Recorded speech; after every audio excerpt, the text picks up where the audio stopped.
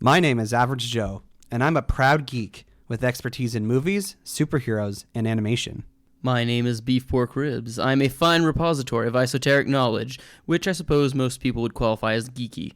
Though I dabble in many fandoms, my main areas of expertise are anime, movies, and Belgian comics, with a strong recent insurgency of D&D. Our mission is to bring nerd and geek culture to the masses by sticking it all under the microscope. Welcome to the Bat Jar Podcast. Movies, comics, graphic novels, TV, cartoons, animation, nerds are geeks, entertainment culture. Hear it on the Bat Jar, Nerdy Power. Nerds and geeks, come gather around the scene. Come and join us in the Bat Jar. Come and tune into Average Joe and his team. Lots of room here in the Bat Jar. When the newest nerdy news drops, these podcast pals put it under the scope. DC, Marvel, Disney, Star Wars, cinematic, multiverse. It's mega Christmas, strangest franchise. Hear it on the Bat Jar, Nerdy Power. Hello there, and welcome to the Bat Jar Podcast, where we put nerd and geek culture under the microscope. I recorded. No, that was a bad start. So it's my turn to do a bad voice. And now we're going to do it for real. Like Zoinks, dude. Are we I going to should've be solving mysteries today? I definitely should have gone for Shaggy. I can do usually a better Shaggy, but now I'm afraid to try it. Like, should I do the whole episode talking like some kind of stoner man? I don't think anybody wants that. It just sounds like you're like mumbling. I mean, that is kind of what Scooby-Doo does. Yeah, I suppose. Oh, man. So, Beeper, I was at a wedding yesterday, and my fiance was the day of coordinator. So that means we were Fun. like involved with a lot of the details, and then we were the last people there at the hall to the takedown. Yeah. If anyone who was at the wedding is listening to this, like, thank you to everybody who stayed to help, because it went a lot faster. I've been involved in some weddings before where there's only like 4 or 5 people at the end to clean up, and it felt like it took forever. Yeah. Although, I think I've only been in that scenario once, and I was quite young. I was at my sister's wedding, but didn't really have that problem at my wedding because COVID, so we kind of had to just, the staff had to take most everything down, and there wasn't that much to take down either, and it was very small. We had to break a reception up in 2 because the restriction had changed. We could no longer have the small amount of people who were coming to the wedding at the reception hall. It was a good time. Speaking of good time, we're here today to talk about the Scooby-Doo franchise. Yeah, we are. Tater That is a Tot good pulled time. this out of the Bat Jar like over a month and a half ago, I think it was, when she was last on the show, and there's just been a number of things that have kind of trumped it as a topic, so we're finally here. Performer for you. Sorry, Sorry? that was a... Oh, I said it was a Donkey Kong 64 reference. You know, I'm glad we do this together because I often make references people don't understand, so it feels good to be on the other end of that sometimes. Yeah, it's the beginning of the DK rap. If that means still doesn't anything help. to you. All right, so this is the second time we've had an episode about Scooby-Doo. Back in May or June 2020, we did an episode on the Scoob movie. Yeah, that was less pleasant than this is going to be. And in that, we kind of talked about our secret origins with the franchise. So, Beeper, I listened back to it a little bit, and you said that as a child, you watched the original show, Scooby-Doo, Where Are You? I'm assuming these are obviously were reruns because you weren't alive in the 1960s. They weren't reruns. They were they were rented VHSs. Rented VHSs, okay. And you've DVDs, mentioned consuming a lot of childhood media en français. Was this another case of that?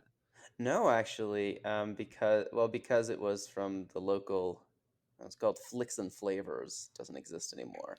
It was an ice cream / video rental place.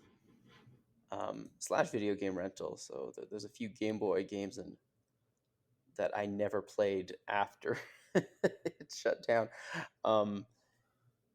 So yeah, it wasn't in English because they didn't really have them in French. And it was funny. Last weekend, I was actually talking to my little sister about that, and because I don't know how conservative your parents were, but you know, my wife and I, there were both Neil and I, there were things that our moms didn't let us watch, or that a lot of people did, and we were talking about those, and it was actually Scooby-Doo was one of the things that I did watch, but that my wife didn't, because it had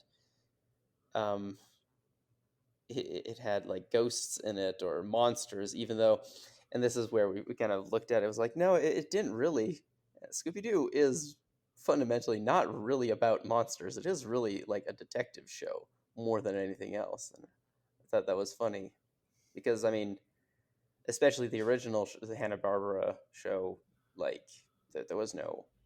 there were no real monsters in it until they started making the movies. Oh, except was the Loch Ness Monster? There were a couple in the original show there were no monsters, but by the 1980s a lot of the shows that they were making for Scooby-Doo had real monsters in it, but they were still portrayed in like a comedic way. Yeah, and like the movie, most of the monsters were not the actual villains either, except for, like, with some exceptions, which were mostly in the like Scooby-Doo 2 era. I think it was like the one where it was basically just Scooby-Doo, Scrappy, and Shaggy. Oh, let's not. Well, we're gonna have to talk about Scrappy at some point, but yeah, we will. But yeah, we'll cross that bridge when we get there. Fine. Yeah, it's interesting to hear you say that. It was a tension for your families. It's like, should we let our kids watch this show?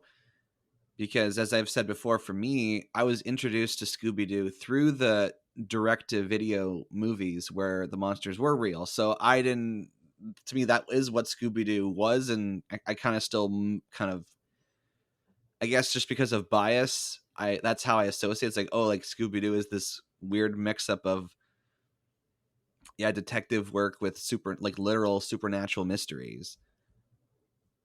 Yeah, but even in those movies, most of the mysteries appear supernatural, but actually aren't. Like, I don't know. I was thinking about, like, do you watch the Alien one? That was one of our favorite when I was a kid. Scooby-Doo and the Alien Invaders. Yeah, where like there are two aliens in the movie, but the two aliens are not the bad guys. They're like the girl that Shaggy is dating. Yeah, and her yeah. dog. That was such a good. I love that. That was such a good plot device to be like, yeah, no, these aliens got images from the '60s, so this girl is acting like a hippie, and she's perfect for Shaggy. It was. I really enjoyed that. So let's get into some secret origin stuff for the Scooby-Doo franchise.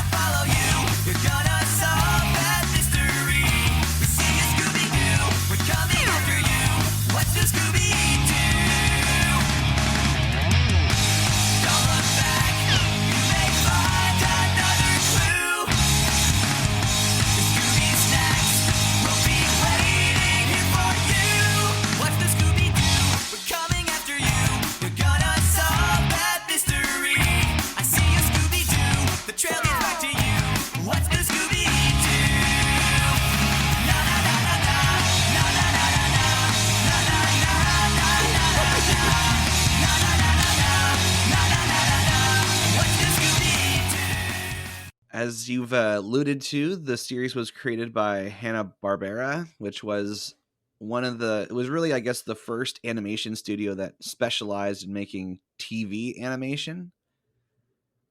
Because, when animation was first created, it was basically for feature-length animated short films that would air in front of live-action films. And then Disney kind of said, hey, like, you can make a feature-length animated movie. And then, Warner Brothers started making all the Looney Tunes, which were still Merry again, Melodies. yeah, like short films that would play in front of other films. And then once TV became a thing, the option of creating animation for television was a possibility. And interestingly, even during prime time, we think of cartoons mostly being associated with like, Saturday morning, but I'm pretty sure during its original run, like the Flintstones aired on like prime time, like on a weeknight. Yeah, the Flintstones got that. The Jetsons got that. There's a couple of Hanna-Barbera. I mean, and eventually, I think at some point, Animaniacs had a primetime spot during its run, even though it's definitely a Saturday morning cartoon type thing. But I mean, they were extremely popular shows, like, and especially like the Jetsons and the Flintstones. They were sitcoms. Like they were exactly the same type of thing that played on primetime, except it was animated. Yeah. So back then in the 1960s, there was no Cartoon Network, there was no Nickelodeon, there was no Disney Channel. These companies that specialized in making television animation had to pitch their content to the actual TV networks, and if their shows made it on, it was because the networks chose to air them, and again, it was a lot on Saturday mornings. Yeah, that's so. I'm just so I don't. Have I ever talked about the one Hanna-Barbera cartoon I absolutely hate? No, I don't think you Okay, have. quick side note: I hate the Smurfs cartoon. Oh, you have spoken about your Okay. dislike of the Smurfs. All right, not the Smurfs, the Smurf cartoon, because I love the Smurfs. It's a great comic series, but the cartoons was horrible. Belgian Okay. comics is one of your specialties, according to our intro, so I would That's assume. true. Yeah, they're never gonna make it into the bat jar, but that's okay. Listen, Smurfs comics, like, we can put it in there. I'm not opposed to it. Yeah, I feel like if we do though, like putting something like Tintin or Asterix would make more sense than Smurfs. Although because of the movies, maybe more people know about the Smurfs. I don't know. That's a weird one. I guess people who didn't grow up French might have a better chance of knowing the Smurfs than Tintin or Asterix, which is a sad statement. Speaking of sad, the Yes. late 1960s was a sad time for the United States. All kinds of Oh yeah, difficult things were going on. Lots of public figures were getting assassinated. There was the Vietnam War going on that was very controversial. And so in 1968, there was a parent-run organization called Action for Children's Television that began protesting what was perceived as violence in Saturday morning cartoons. And that led to a lot of Hanna-Barbera shows that were on at the time, such as Space Ghost, Birdman, and Herculoids, all getting canceled because of pressure from these family groups because they were concerned that children's television was too violent. Yeah. And so it was coming from that place that Hanna-Barbera is like, well, what are we going to make? What are we going to have as a show? Like we want to make money because that's our whole thing is, and if the kind of shows we're making aren't allowed to be on TV, what do we do instead? Interesting that I'm assuming that where this is going is that Scooby-Doo was the answer. Yes. Because I don't know, like, but I guess that makes actually, given what the original run looks like and feels like, no, that actually does make a lot of sense. There was an Archie show on at the time. It was the Archie comics characters as a band, and it was an animated series, and it was successful. So it kind of it became the blueprints. Like, oh, like we need a show with a bunch of teenagers in it, and we need a show with music in it, apparently, because that's one of the particularities of Scooby-Doo at large, because they kind of kept it going in the new shows, but like I know that for sure. The original run of Scooby Doo had great music in it. So it was pitched as like, yeah, this idea of like this group of teenagers who were in a band that would go around haunted houses and solving mysteries because someone thought the idea of like teenagers in a haunted house would make for an interesting show. But I mean, there's a lot of other shows that have taken that premise and gone with it. If you like, you know what I mean, like that are less family friendly. Like I feel like horror having teenagers in it is a pretty common thing. yeah. But unfortunately, CBS, which was the network that I guess Hanna-Barbera was talking to most, thought it was still too scary. And so they had to rework it so it became more of a comedy. And so it was like, okay, yeah, they're in these scary places, but it's always kind of like played for laughs. And so that's when the focus became less on the group as a whole and more on the one character and the dog. Yeah, they settled on a name for Scooby-Doo because there's the song where Frank Sinatra goes "Dooby Dooby Doo" when he sings "Strangers in the Night," and I guess one of the people on a plane was like, "That's it. That's the name of the dog." I mean, 1960s. So the people technically credited the song had that been done? Because that one directly has Shooby Dooby Dooba Scooby Yabba Dawa, so it has the Scooby part in it. Yeah, maybe they were subliminally influenced by that song too. I mean, yeah, it's. It's all scat noise, right? Yeah. So the two people credited with creating Scooby-Doo are Joe Ruby and Ken Spears because they were the two guys really working the most on developing this concept. And then it finally got greenlit when they focused on Scooby-Doo as the focus of the show. One bit of trivia I found very interesting. Apparently there was this sitcom like in the 1950s called The Many Loves of Dobie Gillis. And there's like 4 characters and it's set in a high school. And there's 4 characters in the show who are literally Fred, Daphne, Velma, and Shaggy, to the point where the guy who plays Shaggy even has like a chin beard and has that kind of like kind of speech pattern. So they definitely drew a lot of inspiration from a few different places. Copyright laws were not exactly what they are these days. Yeah. So Scooby-Doo began on September 13th, 1969 with the first episode of Scooby-Doo, Where Are You?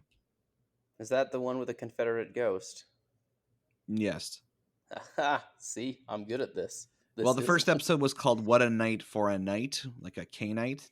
Yeah. For a Knigget. Yes. For using the proper Monty Python vocabulary.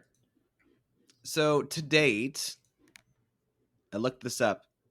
To date, in the Scooby-Doo franchise, there have been 15 comic book series, 20 video games, 45 films, which include 36 direct-to-video films and 6 made-for-TV films. Any of them get theatrical release? There's the 2 live-action movies that got theatrical releases in the early 2000s. Oof. 46 short films, 6 television specials, and 14 different animated series. 14? Wow. That's more than I thought there was. Yeah, so there was the original Scooby-Doo, Where Are You? Yeah. And then they had the new Scooby-Doo movies. Yeah. Which is confusing to me. It's like, why are you calling it movies when it was a TV show? Yeah, no, I most people just call it New Scooby-Doo. Then there was the Scooby-Doo show. Then there was that one did not do very well. Then there was Scooby-Doo and Scrappy-Doo.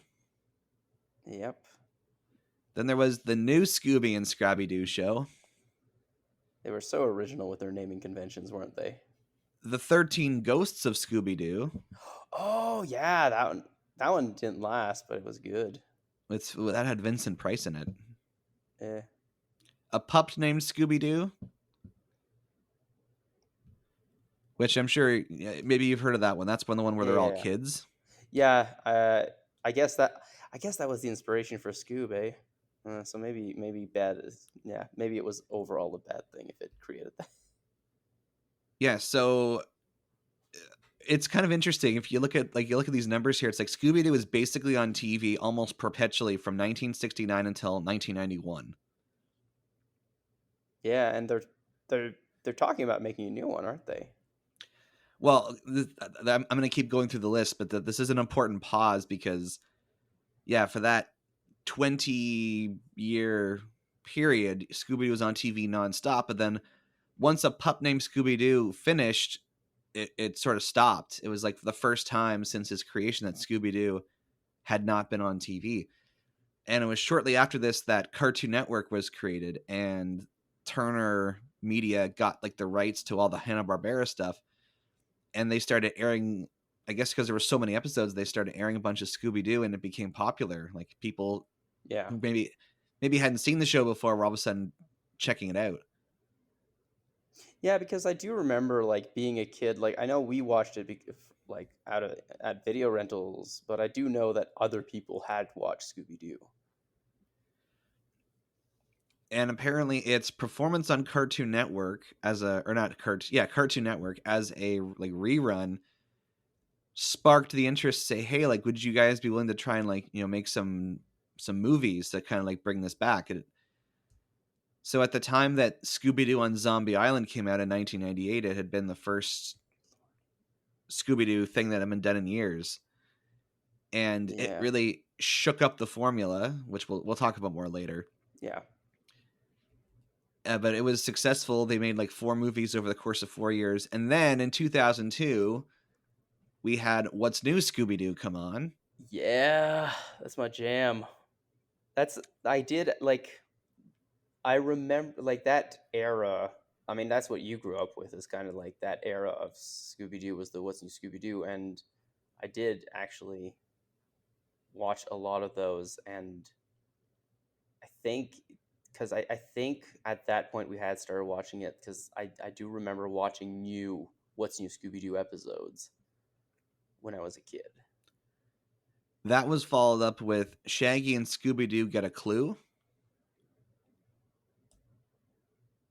And then Miss Scooby-Doo Mystery Incorporated, which I've seen a couple episodes of, and a lot of people really like because it's more serious, and it's like they compare it to like Twin Peaks or something, where it's like it's much more, the story is more serialized, and the characters, like you actually get to meet all their parents. And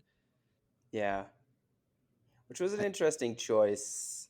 Like, not a bad one, but a little late for that, because like that was very much in the time where they were trying to make them real characters instead of just like they were starting to try to add more character traits to to Mystery Inc. Or the Scooby Gang, whichever you want to call them. Especially Daphne, because she didn't really have a character for most of the run. But it feels weird that they tried doing that after the movies that had also tried doing that, and it felt like a little bit not jarring, but like, I don't know, too little, too late. I don't know. I don't agree with that. I think at that point, you're introducing. It's 2010. It's almost 10 years from the time they were making the live action films, as like a different generation of kids. And that's, I guess I hadn't thought of it that way. Then there was Be Cool Scooby-Doo, which I have not watched, but I've seen the pictures of it. I'm like, this art style feels so different from other Scooby-Doo stuff that. I mean, the name just sounds like. What year did this come out? 2015 to 2018. See, that's also kind of funny. Like, why did they use cool, which is, kind of a quintessentially, 80s, 90s term for Scooby-Doo?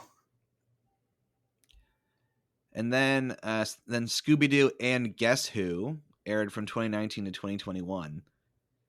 And that was apparently meant to be like kind of a revival of the new Scooby-Doo movies, because every episode involves some kind of guest star. Okay. I don't know. To me, it just sounds like Scooby Doo and Guess Who. It sounds like they should just be flipping down the heads of people because they don't have the right traits. And at this point, there are 2 different animated series that have been announced. One is Scooby Doo and the Mystery Pups, which is like a show meant for little kids.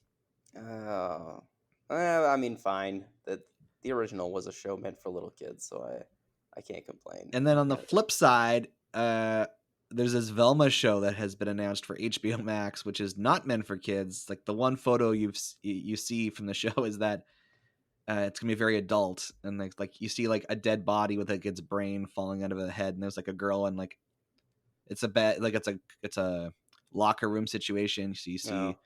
Is this also another installment in the long series of Let's Make Velma Hot? I guess she's also she's portrayed by Mindy Kaling, and Oh, they've okay. chosen to like make Velma South Asian for this version. Which weirdly is a common thing. Like, I don't know. She was played by a Japanese actress for 2 of the movies, right? Like, Yeah, two of the- it's been done before, kind of changing her race, and for some reason people still got upset about it. yeah. Well, it is what it is. Yeah. So a lot to say, like, yeah, Scooby-Doo's been around for over 50 years, and it has had a ton of content. So there's no way we're going to talk about every single movie or every show or every anything. Or every In this video conversation. game or comic. I did not. I mean, I knew there were comics of Scooby Doo. I just didn't realize there were that many because, like, obviously everything has comics of it. But like, that's the thing I think that surprised me the most because, like, the amount of games, movies, and everything else, I was, fully expecting. Yeah, there's one comic book series that was done by DC called Scooby Apocalypse. Okay. And for 36 issues, and it was about the Scooby Gang in a post-apocalyptic world where nanites have transformed the human populace into highly adaptable monsters that have taken over the planet. Okay. Do the TV specials include like that episode of Supernatural that was a crossover? So there's a separate listing here for crossovers, Oh, TV okay. crossovers. That's where the Supernatural one comes in. There's 10 of those. Yeah, and the Batman movie and Yeah, their episode Like, with 'cause Johnny there's a- Bravo. There's an episode of Oh, Harvey yeah. Birdman, attorney at law, that the Scooby Gang are in. yeah, those are good too. Okay, but we what are we focusing on since we can't talk about Yeah, all okay. of those things? I just wanted to mention some of them because Maybe let's talk about like the characters themselves and some of the kind of conventions of a Scooby-Doo episode or in a Scooby-Doo adventure, and then talk about how they've tried to change it over the years. all right. So if you're sitting down to write down an episode of Scooby-Doo, like what needs to be there? Okay, so the first thing you need is a classical monster. So you can play fast and loose with the lore if you want to.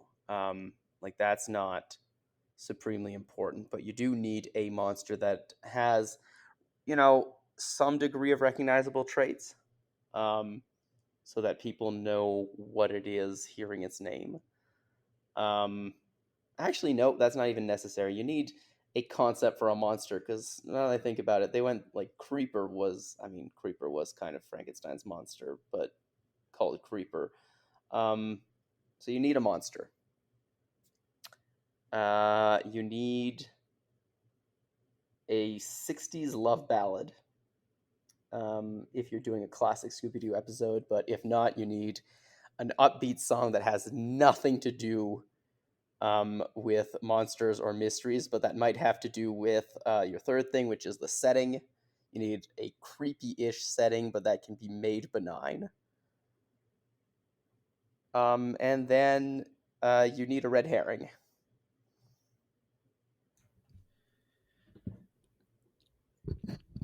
Okay, so I have a list of more things that need to be in a Scooby-Doo episode. Yeah, well, I didn't want to go through too many, but let's hear the ones you're going for because I gave a decent amount. So Scooby Doo, they always seem to be traveling. They always seem to be driving around in their van, No, that's true. and so they'd always happen to just end up being somewhere where there's a mystery to be solved. There were versions where they were, actively seeking out mysteries, though. That's true. And so you'd often have Fred saying, "Well, gang, it looks like we have a mystery on our hands." Oh, okay. Oh, we're going for all of the things you need. Okay. Yes. Yep. There's a few Inevitably, things he needs to say. they're gonna look for clues, and Fred's gonna suggest that they split up and look for clues. Which Shaggy and Scooby will inevitably be against, and also inevitably meet the monster first. And they'll do it for Scooby snacks. Yeah. You can pretty much convince them to do anything if you give them a Scooby snack. Which makes sense for the dog. Yeah, they're supposed to be dog treats, right? That's the idea. Yeah, it makes a little less sense for Shaggy, even Now, though he loves food. I'll be honest, like I ate a bacon strip once, which was like a dog treat that's like meant to taste like bacon. I ate one because it smelled so good, and I wouldn't do it again, but I also like it did taste like very salty artificial bacon. Mhm. So I could possibly see where Shaggy's coming from. Yeah, I mean, to some degree, and it is supposed to, like, I think, like, there's a lot of people who kind of talk about, I think in a few things it's like it was also just like because he and Scooby have been so close for so long, he developed a taste for it, in childhood. The joke with at least the original series is that you would meet the actual villain within the first 5 minutes, and then you wouldn't see them again until the very end. So Yeah, that's true. and so there'd be like somebody else that they would meet who would like, oh, it's definitely this person, and then the surprise at the end is that it's so and so we saw at the beginning. Yeah. Who had like weird motivations that the only person who could ever figure out was Velma, because she's the detective. Yeah, and at some point she might it doesn't happen every episode, but there's oftentimes she loses her glasses and her eyesight is so poor that the second her glasses fall off her face, she's like she's blind. And she believes that the monster is somebody in her team. And Fred will create some kind of trap to catch the monster, which will usually catch Shaggy, but then work in a roundabout way. Yeah, Shaggy and Scooby will end up being used as bait to catch the monster. Again, for Scooby snacks. For Scooby snacks. And then the trap doesn't work exactly the way it was designed, but somehow the person will still be caught. And at the end of the episode, we hear the villain say, "And I would have gotten away with it if it weren't for you meddling kids." Now, it's shocking that the original show was so formulaic, and yet it was so popular. Yeah, but there's something, formulaic shows work if the formula is good. It's just when the formula is bad and they keep insisting on doing things, it becomes a little bit... that's when, if the formula doesn't work, or if the formula isn't conducive to rinse and repeating well, then that becomes a little bit of a problem, right? But in the case of Scooby-Doo, it was, it was a kid's cartoon. It was simple enough, and because, a lot of those things were easy to have variations on, like where it happens, what the monster is, as well as the fact that, I think this is credit to the original, is that they always put a lot of thought into how the chase scene is going to happen and what are the funny things that are going to happen in it, because the chase scenes were always important, like a very important part of the show. Oh, I also forgot, if it's the original show, Daphne's going to get captured at some point, and they're going to have the chase scene in that hallway where there's a bunch of doors, and everyone's going to run through the different doors to get away from the monster. Yep. And which is where kind of like people started having the problem with Daphne's character not really being a character, just being a perpetual damsel in distress. But you know that's another thing they've been trying to fix, which is good. Because I know some people complain, it's like, oh, they're trying to change Daphne's character, and like it is a little annoying that they do try to change her character every time they reboot things recently. But giving her a character was not a terrible idea. Same thing with Fred. Like I disagree with the direction in which they took his character in a lot of things, but he really You don't doesn't like him as a himbo? um.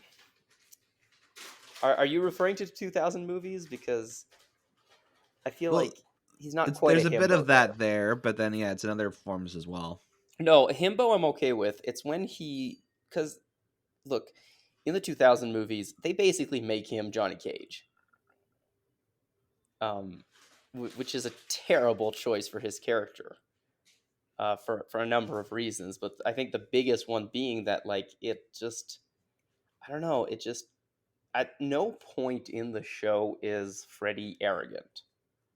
Like he's more he's more assertive than the other characters, and he is the de facto leader, mostly because the mystery machine is his and he's the driver.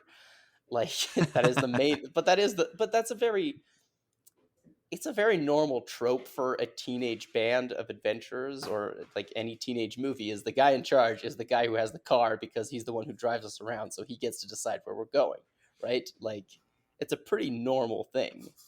So I think that's kind of the way I feel he should be portrayed, is confident, and the himbo thing I think comes mostly from the fact that his traps never actually worked, which wasn't actually his fault. Like, it's not like he was terrible at making traps. It's just that usually Scooby or Shaggy are not running away in the conventional way because they break the laws of physics on a daily basis. So the first time they really tried to like shake up the formulas by branding it as the Scooby-Doo movies and having guest stars, and the guest stars were like a combination of like actual celebrities and then fictional characters. So it starts asking the questions like, what universe does the Scooby-Doo cast live in? Because in one episode you'll have the Harlem Globetrotters, or Sonny and Cher, or Don Knotts helping them solve a mystery. And then in other episodes, it's the Addams Family, or Josie and the Pussycats, or Batman and Robin. And it's like, what is going on? What version of reality did they exist in? I think that is the only good thing that has come out of Space Jam 2. That's the reality Scooby-Doo happens in, where all the things from the real world and all the things from Warner Brothers Entertainment are equally real. Or it's the same universe as the Animaniacs. But then it gets confusing because like the second you have Batman and Robin there, it's like, okay, now this is the DC universe as well. Yeah, that's true. But was it, I can't remember, was it Justice League Batman the animated series, or was it just a one-off? So in the 70s, it was the same voice actors as Batman and Robin from the Super Friends, but they weren't drawn exactly the same. So okay. So it was, but later on, they met the Batman, the Brave and the Bold version of Batman, and had a whole movie with him. So yeah, so they're in different DC universes too. Yeah. But then they really, like, again, the show was on for like 20 years straight in different versions. So like things they did to try and make it different. They introduced Scrappy Doo, who seems to be a controversial character. I mean, I understand why Scrappy Doo was controversial. Like, he wasn't, like, in his original form, he wasn't as bad as all that. He was more like, I don't know. I feel like he was almost like supposed to be like a Penny to Scoob as Gadget kind of thing. But because he was kind of very confident and sometimes competent, and I think that's the best of Scrappy-Doo is when he is actually kind of a Mary Sue and just able to do everything, or when he's just thinks he's very good, but is just a little bit off. But then you get the versions of him where he is, you know, very incompetent, but thinks he's the best, or has a massive inferiority complex because of his size, or because of the fact that he perceives that people don't take it seriously. But again, those versions are not really like the original idea of Scrappy Doo was pretty okay. It's just later on, I guess they realized that making him too good kind of made Shaggy and Scooby look bad in the show, and then they started changing him to be a little bit more reckless and arrogant. And the more they did that, the more he started to just annoy people because he was an annoying character. Yeah. And into the 80s, they basically pushed Fred, Daphne, and Velma out of the picture and focused more on Scooby, Shaggy, and Scrappy doing things. And again, if Scrappy had remained the same character, it wouldn't have been as bad. But then I think that is the problem with that show, and where that was going is that, I think, well, and also I don't think Scooby and Shaggy alone work for the Scooby-Doo franchise, because it's like, well, these are the two guys who would literally just leave the scene of the mystery. Like, unless you force them to be there, and then there's only so many ways you can force somebody to stay at the scene of a crime or of a mystery without it feeling really contrived. Yeah, they were never my favorite. Like, as a kid, I was like, these guys are just... They're like that. That was one thing I liked about the second Scooby-Doo live action movie, is that they in that one, Scooby and Shaggy realized, like, hey, like, we're always just sort of messing things up. Like, we should do something about this. Yeah, but I mean, they're there for the bromance, and and that's the thing. Again, why that show didn't work is, like, again, you can't have the comic relief characters carry a show without. Well, that was in changing the something second about it. live action movie, not a show. But No, I I hear what know, you're but that was the problem with the Scooby Doo and Shaggy show. yeah. It was also during this period where the rest of the gang was less present, that they kind of pushed into more actual supernatural threats within the show. So they had the one series, The 13 Ghosts of Scooby-Doo, that involved real ghosts that they had to catch. And then there were TV movies where they met the Boo Brothers. Scooby and Shaggy went to this place called the Ghoul School, and they taught, like, the daughters of famous monsters. Yeah, and of course, who could forget the rally racing movie where turns out Shaggy is a werewolf. That's right, Scooby-Doo and the Reluctant Werewolf. That one was both terrible and amazing. It's like Dracula's trying to get Shaggy to lose this car race so that he has to, like, become a monster forever. But also, he forced him to become a monster in order to get him to participate in the race. Like, it was, yeah, there's so many strange things, but it was basically just an excuse to have a rally race between different monsters. Now, this is a good point to talk about this, because you've given your opinion on this before, but people really think that Scooby-Doo is almost like two different shows, when the monsters are real and the monsters aren't. Because, like, in one perspective, if they're solving mysteries and, they can always find an explanation for, like, how these monsters are doing things, and it's all based in science or technology, it's a very different vibe than actually dealing with real supernatural threats. Yeah, but and that's why, but that's also why I like that a lot of the iterations where there are supernatural threats, they are not the main threat, or they're a red herring. They're not actually, like, in the movie with the Loch Ness Monster, it's actually a submarine in one case, and in another case it's like two Scotsmen on, like, using logs as stilts so that there's a destructive force. But then Nessie does actually exist, she's just not the one causing all the trouble. And so it is very much still, like, science explanations happening, but then there's an element of, like, whimsy in it, and I think that's fine. But things like, the 13 Ghosts of Scooby-Doo, where it is very much ghost hunting, it's a little different, but at the same time, they are still, making booby traps to catch the ghost. That, like, the 13 Ghosts of Scooby-Doo had this weird Ghostbuster-ish feel to it, and and you can still have the characters be who they are, because like I feel like the more when it takes like a supernatural turn, then Velma becomes a little bit more like Giles from Buffy the Vampire Slayer, or not, well, Giles slash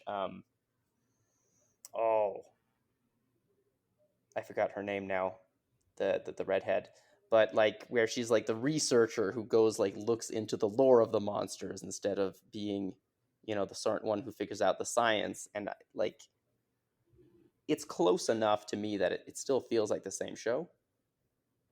Mm. But I do understand why people kind of feel that way. So when it comes down to it, if you were writing a Scooby-Doo thing, you would have it be like a mix where there is still some mystery to be solved, where there's explanations for everything, but then there's still somehow a supernatural presence in the world? No, actually, I think I would stick with the just scientific aspect Okay. of it. Like that it, yeah. All that being said, I don't like. I think I don't mind, and I think people blow it out of proportion by saying it's a completely different show. But I do prefer it when it is straight, mystery to be solved. Because that's the thing, Scooby-Doo is a mystery show. It's not a supernatural show. At its core, and I think at its best. That's so interesting. Yeah, again, because my first exposure with Scooby-Doo was when they were solving a mystery. Like in Scooby-Doo and the Witch's Ghost, it's like they go to this New England town, and there's this Is whole that the mystery first of like, appearance of the Hex Girls? yeah, Yeah. good oh, times. the Hex Girls. Hey, emo and goth was popular at the time. Yeah, and listen, I like the Hex Girls. I like their songs, and then of course Tim Curry's in that one too. Oh yeah, that's true. Yeah, no, it was. It's like there's a mystery they're trying to solve, because like what happened to this woman and where is her book, and then they find out there's this whole scam going on by the town to try and like improve tourism by having a fake ghost. But also there is a ghost of the But witch. twist. Yeah.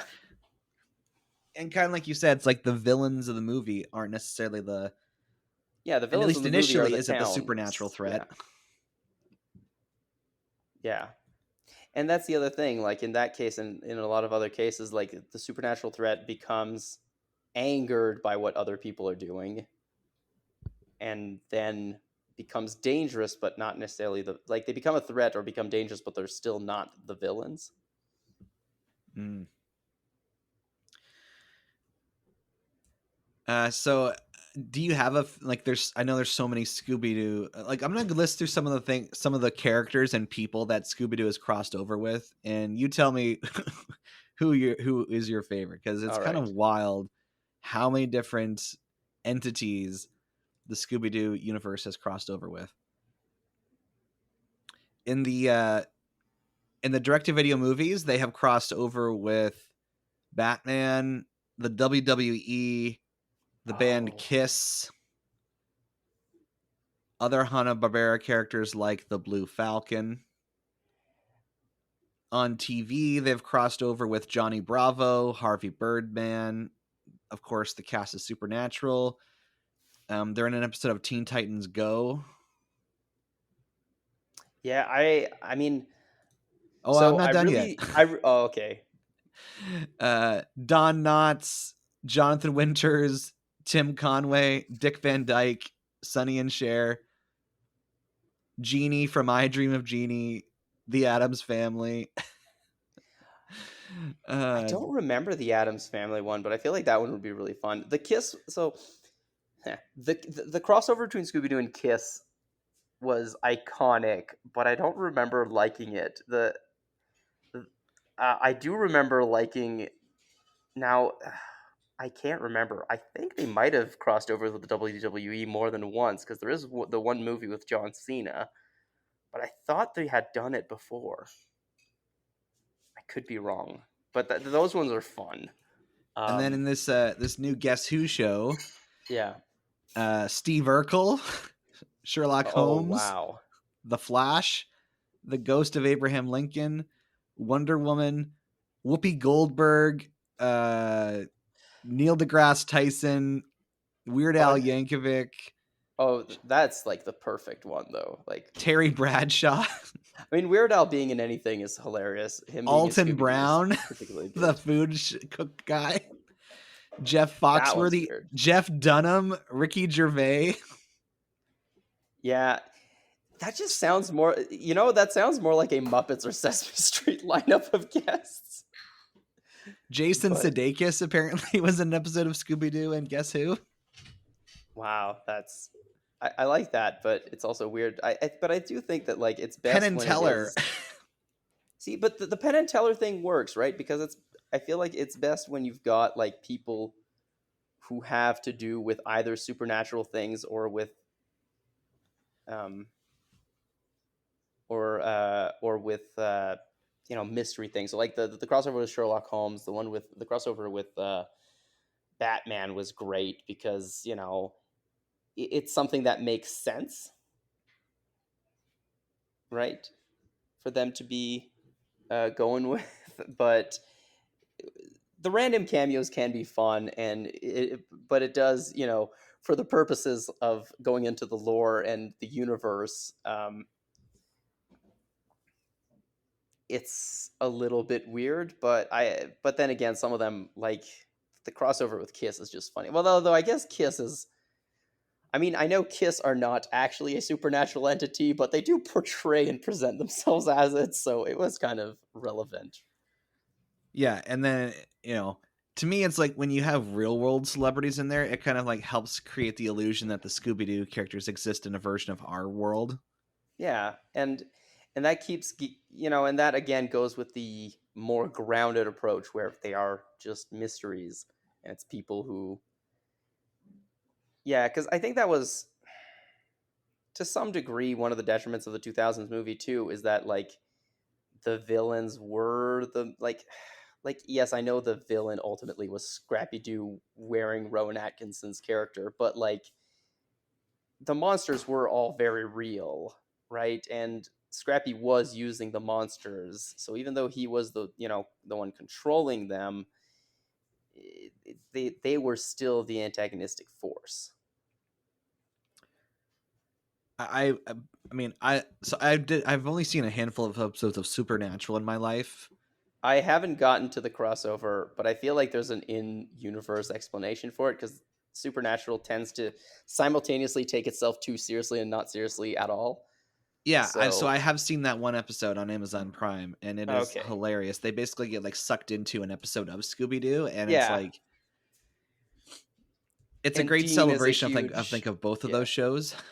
Dean is a huge fan, and that's funny for different reasons. Yeah. Yeah, I think it's which one is Jensen Ackles? Jensen Ackles is Dean. Okay, yeah, he's like hitting on Velma the whole time. It's quite Of course funny. he is. That just makes all of the sense for his character. But yeah. Yeah, so it's an interesting world the Scooby-Doo cast live in. I mean, I'm almost biased. Like the idea of I think Batman just makes sense because of all the superheroes in the world, it's like he doesn't have superpowers. He's a detective. They're He's detectives. the world's greatest detective. World's greatest detective. And he has fought supernatural forces before. Yeah, so to me, he's been a vampire in some runs. But... Yeah. So, admittedly, on the surface, it does seem like a weird idea to have Batman and Robin or whoever with all these other teenagers, but I'm like, it just seems to work when they're on screen. It's a good fit. Again, because Scooby-Doo is such a generic show, you can kind of throw anything into it. Like, and generic in a good way. Like it's formulaic, but it was a good formula and it worked. And yeah, I mean, I will always love certain things about Scooby-Doo, and like kind of like how when you think that Scooby-Doo is from the 60s, what is the quintessential aspect of that makes that obvious to you? I think more than anything else, it's the van. Yeah, but it's this weird thing because, like, other than the van, which still kind of has that, a lot of people have been like looking at Shaggy as being like the main one, and I was just like, okay, but in this day and age, who wears an ascot? Like, I think we've actually no, but we've even gotten to the point in society where even like preppy Ivy League boys don't wear ascots anymore.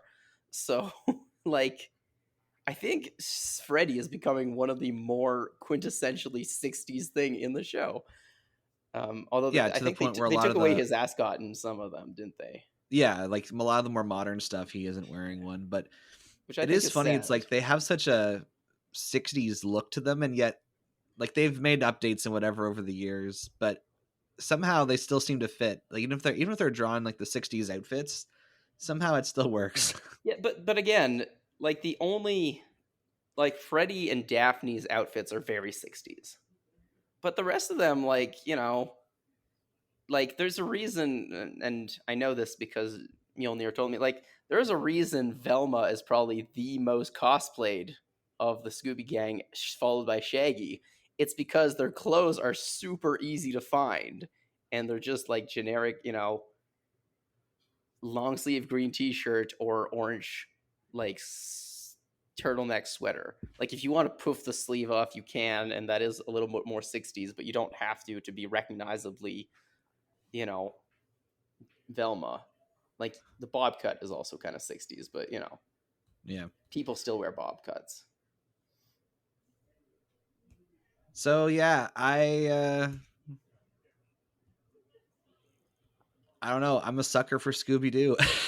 Yeah. Oh, I definitely. If this episode has made anything clear, I think it should be that I love the show.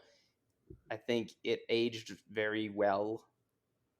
Considering it's from the '60s, it's aged well. I still love the fact that, like, yeah, there's like love ballads during the chase scenes. I always thought that was a great aspect of it. And like, you know what it's very reliable. You know what you're getting, and even though there are issues with some of the characters sometimes, and it's when a franchise is that big, you're going to have hit and misses, and there's a lot of misses, but I think the basic shows are such big hits that it doesn't matter. Like Scooby Doo, Where Are You, and What's New Scooby Doo are just really solid shows, and I think that is very much to the show's credit that they managed to form a solid base, which then expanded into a million other weird things. See, I'll go different. I don't like those shows as much because there's less of the supernatural and because they are the more formulaic. If I had to pick a favorite Scooby Doo show, I haven't seen all the episodes, but from what I've seen of Scooby Doo Mystery Incorporated, it would probably be it, or even Scooby Doo and Guess Who, the newest one. I've seen Yeah. clips on YouTube before, and I'm like, I feel like if I could find this show, I would definitely watch it. Yeah. And I mean, I think that also just speaks both to the fact that it does have a broad appeal, but also does, I think, kind of speak to our prejudices for the way we were introduced to it at first, right? Totally. And yeah, the Yeah. the duo of Scooby Doo on Zombie Island and then The Witch's Ghost. I could go back and watch those movies anytime. I think they're great. Really? Oh yeah, are you kidding me? Oh, I can't watch Zombie Island. It just, I can't. What? The only thing that I can stand from that is the fact that the actor who played Shaggy did such a good job that he became the voice actor for Shaggy afterwards, and so I like him, but like I hate what they did with all the other members of the Scooby Gang for their character. Sorry, I'm talking about the two animated movies. Oh, okay, never mind. Oh, those two. Yes, okay. I was like, what are Oh, you talking about? Sorry, I thought you were talking about the live action ones, and I'm like, no. Oh yeah, no, they're great. I would watch them. But they're not my favorite among the movies. I think. Right. I think that the aliens and I think the Loch Ness Monster. Those are my two favorite. Nice. But yeah, the original show just has a very special place in my heart, and I love everything about it. The other, the Batman Brave and the Bold movie is really cool too, because at the end they all dress up in like different Batman costumes. So like Daphne's dressed as Batgirl, and she has red hair, so it's perfect. Oh yeah, Velma dresses up as Carrie Kelly Robin, who's perfect because she wears glasses and she has short hair. Shaggy dresses up as Nightwing, and which works because Ace they the have a Bat, similar. yeah, and body Scooby Doo type. dresses up as Ace the Bat Hound because, like, of course he does. Like, they're the exact same kind of dog. And then I think Fred wears like a classic, like old school Batman costume. Yeah, Very fun. which befits him well. And yeah, we should mention that Frank Welker, one of the most famous voice actors in the world, he was the voice of Fred in the original show. He was like a teenager, like a young, just getting into acting as the voice of Fred Jones. And outside of the show where they're all kids, My God, they even gave him Archie's last name. Yes, that's right. I just thought of that. Outside of that one show from like a pup named Scooby Doo, Frank Welker has been the voice of Fred the entire time in pretty much almost everything. And it's incredible that a man like 50 years later can still make his voice sound like he did when he was a teenager. Yeah, that is quite impressive. It's like, well, the guy who played Mario forever. Voice then, actors yes. don't get enough respect. Yeah, and then you mentioned Matthew Lillard. We should also mention him. He was cast to play the live-action version of Shaggy.